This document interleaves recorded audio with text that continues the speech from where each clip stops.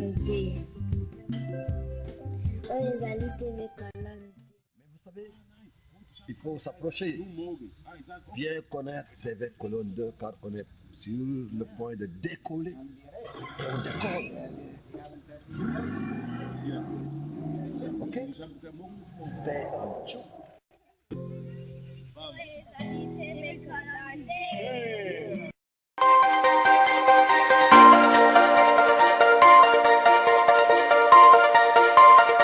Audio Jungle.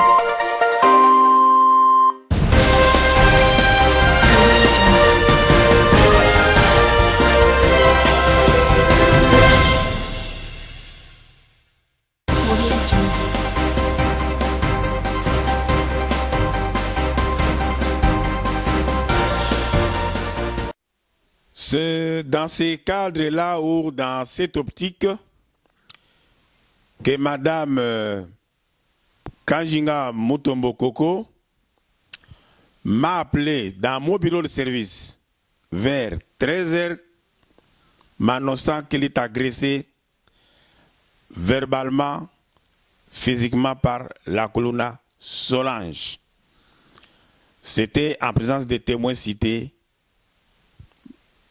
CEO, Madame Malanda, Kongolo et Monsieur Bakou qui s'est même en chargé de chercher les taxis pour dégager Madame et partir. Comme réaction, j'ai fait appel à la police. La police a débarqué à Vina Place vers 14h. J'ai utilisé mon numéro de service pour alerter la police. Ce numéro existe. Et quand la police débarqua à Vina Platz, Madame la colonna avait déjà déguerpi, déserté les lieux. Cette dernière police m'a rappelé pour me dire, mais monsieur, nous sommes à Vina Platz. Nous ne voyons rien. J'ai pu rappeler Madame Kanjinga qui me dira qu'elle a pris le taxi parce qu'elle ne pouvait plus supporter les insultes grossières, les menaces verbales et même physiques à cette date-là. Un dossier est en train de se faire acheminer à la justice allemande vis-à-vis de l'agression de cette date du 25 avril. Et la justice est au courant. En gros, pour cette agression du 25 avril 2017, la colonna devra se justifier et la plainte est déjà déposée. Les témoins cités, je vous rappelle, M. Bako de Cologne, Madame Naomi était là, le copain de Madame Naomi Kongolo qui habite Koblenz était là, et d'ailleurs, cette agression se faisait dans la voiture de M. Kongolo, et les détails, la justice sera informée. Je passe maintenant au point 4. Le point 4 concerne la date du 4 mai 2017, un jeudi, vers 14 h. Je reviens du boulot en date du 24 mai 2017. À peine entré dans la front shop de Madame Adèle, j'ai aperçu deux femmes, donc la colonna et Madame Adèle. Elles étaient en deux. Suivez-moi, chers compatriotes. Là-dedans, il se trouvait seulement la propriétaire et la colonna Solange. À peine entrée, la colonna Solange Mukoka m'a immédiatement attaqué, verbalement, avec des injures grossières, me traitant de malade de sida, traitant Maman Coco de malade de sida, insultant les intimités de mes aïeux, ainsi que de toute ma famille, et ainsi de suite. Ma réaction, je suis sorti vite. Mon témoin, c'est Adèle. La Kuluna m'a suivi dehors en me menaçant. À ce moment-là, ce n'était plus verbal, mais en lançant des projectiles à ma destination. L'attaque physique, j'ai fait appel à la police. Je disais ma réaction, comme tout le monde qui est agressé en Europe ou ailleurs, même au pays, on fait toujours recours à la police. Je suis sorti, comme je vous ai dit, elle a continué à lapider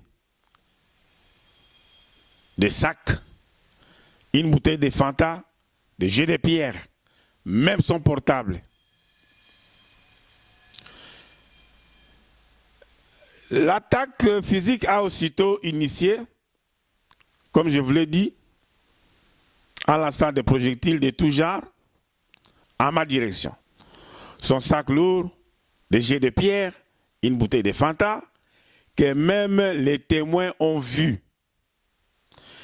En attendant que la police débarque au lieu, la Kuluna Solange fut maîtrisée par les policiers en civil. Je suis entré dans le magasin d'à côté. Et là, malgré la présence de la police, lapidé une bouteille de Fanta, et cette bouteille est entrée dans le magasin dans lequel je me trouvais.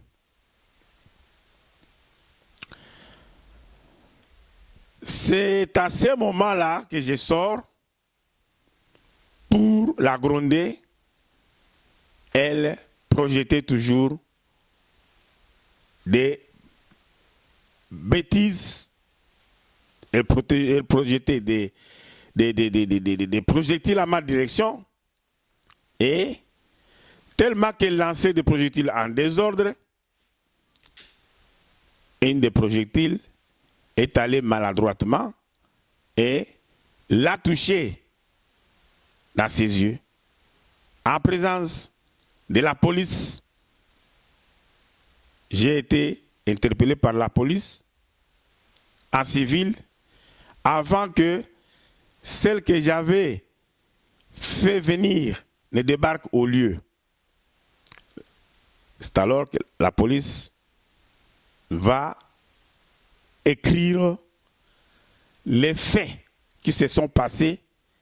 La police en civil a décrit textuellement ce que je vous raconte là. Elle a même condamné.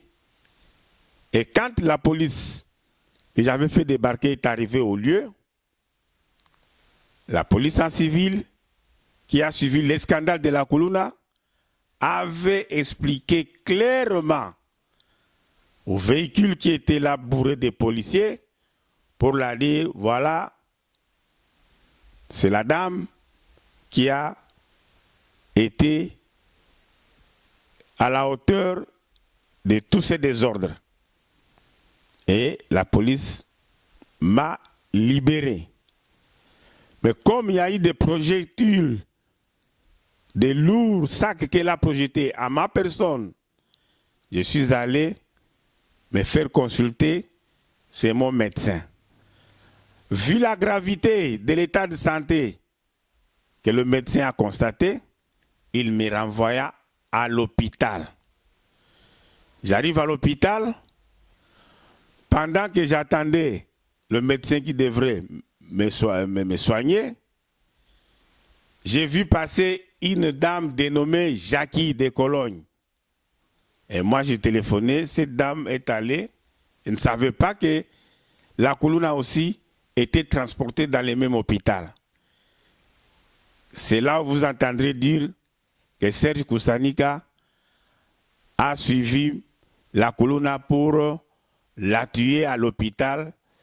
J'ai eu l'occasion de me faire soigner et les documents, je vais vous les présenter dans l'émission de TV Cologne 2, M. Max Bayouba, filmé et présenté à mes compatriotes ces documents de ma consultation car j'ai été victime. En conclusion, il y a eu 2 agressions orchestrées par la Kuluna Solange. L'agression du 25 avril 2017 avec les témoins cités et mon agression propre du 4 mai 2017 avec les témoins cités. Je vous remercie. S'il y a des questions, vous allez me poser. Je suis disponible à tout le monde. Mais je rappelle que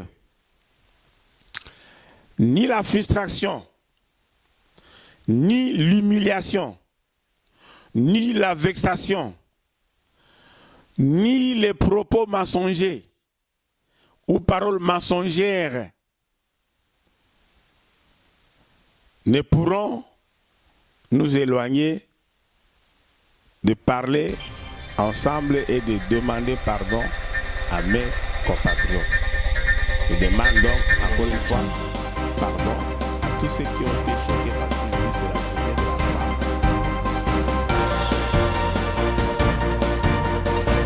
Audio Jungle.